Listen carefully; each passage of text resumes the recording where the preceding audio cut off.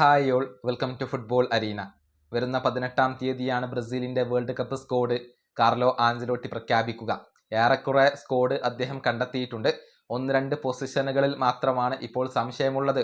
അതിലൊന്ന് നെയ്മറുടെ കാര്യത്തിലാണ്. നെയ്മറെ ഉൾപ്പെടുത്തണോ വേണ്ടയോ എന്ന കാര്യത്തിൽ ഇപ്പോഴും ഒരു അന്തിമ തീരുമാനം കാർലോ ആഞ്ചലോട്ടി എടുത്തിട്ടില്ല. ഇതുമായി ബന്ധപ്പെട്ട ഒരു അപ്ഡേറ്റ് ഗ്ലോബോ എസ്പോർട്ടസ് ഇപ്പോൾ പങ്കുവച്ചിട്ടുണ്ട്. അതായത് നെയ്മറെ അവസാനമായി കൊണ്ട് നിരീക്ഷിക്കാൻ കാർലോ ആഞ്ചലോട്ടി തീരുമാനിച്ചു കഴിഞ്ഞു എന്നാണ് ഈ ബ്രസീലിയൻ മാധ്യമം കണ്ടെത്തിയിട്ടുള്ളത്.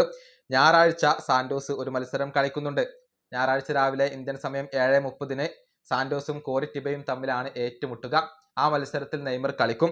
ആ മത്സരം വീക്ഷിക്കാൻ വേണ്ടി ആഞ്ചലോട്ടി എത്തിയേക്കും എന്നാണ് ഈ ബ്രസീലിയൻ മാധ്യമം റിപ്പോർട്ട് ചെയ്തിട്ടുള്ളത്. കാർലോ ആഞ്ചലോട്ടിയും അദ്ദേഹത്തിന്റെ ടെക്നിക്കൽ സ്റ്റാഫും അവസാനത്തെ ഒരു സെഷൻ ഇപ്പോൾ നടത്തുന്നുണ്ട്. അതായത് ശനിയാഴ്ച അതുപോലെ തന്നെ ഞായറാഴ്ച ഈ 2 ദിവസങ്ങളിലായിക്കൊണ്ട് നടക്കുന്ന മത്സരങ്ങൾ വീക്ഷിക്കാൻ വേണ്ടി കാർലോ ആഞ്ചലോട്ടി തീരുമാനിച്ചിട്ടുണ്ട്. നെയ്മറുടെ മത്സരം അദ്ദേഹം കാണും. അതുപോലെ തന്നെ ബോട്ടഫോഗോയും കൊറിന്ത്യൻസും തമ്മിൽ ഒരു മത്സരമുണ്ട്. അതുപോലെ തന്നെ അത്ലറ്റിക്കോ മിനേറോയും ഫ്ലമംഗോയും തമ്മിൽ ഒരു മത്സരമുണ്ട്. ഈ 3 മത്സരങ്ങളും വീക്ഷിക്കാൻ കാർലോ ആഞ്ചലോട്ടി തീരുമാനിച്ചു കഴിഞ്ഞു എന്നാണ് അറിയാൻ സാധിക്കുന്നത്.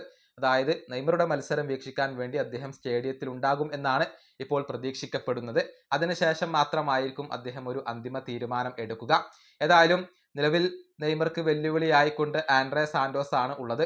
ആൻഡ്രേ സാന്റോസിനെ ഉൾപ്പെടുത്തണോ അതല്ലെങ്കിൽ നെയ്മറെ ഉൾപ്പെടുത്തണോ എന്ന കാര്യത്തിലാണ് കാർലോ ആഞ്ചലോട്ടിക്ക് ഫൈനൽ ഡിസിഷൻ എടുക്കേണ്ടത്. കൂടാതെ സ്ട്രൈക്കർ പൊസിഷനിൽ ജാവോ പെഡ്രോയെ ഉൾപ്പെടുത്തണോ അതല്ലെങ്കിൽ ഫ്ലമംഗോയുടെ സ്ട്രൈക്കറായ പെഡ്രോയെ ഉൾപ്പെടുത്തണോ എന്ന കാര്യത്തിലും ഇപ്പോൾ സംശയങ്ങൾ നിലനിൽക്കുന്നുണ്ട്. ഈ വീഡിയോ അവസാനിപ്പിക്കുന്നു. അടുത്തൊരു കാണാം.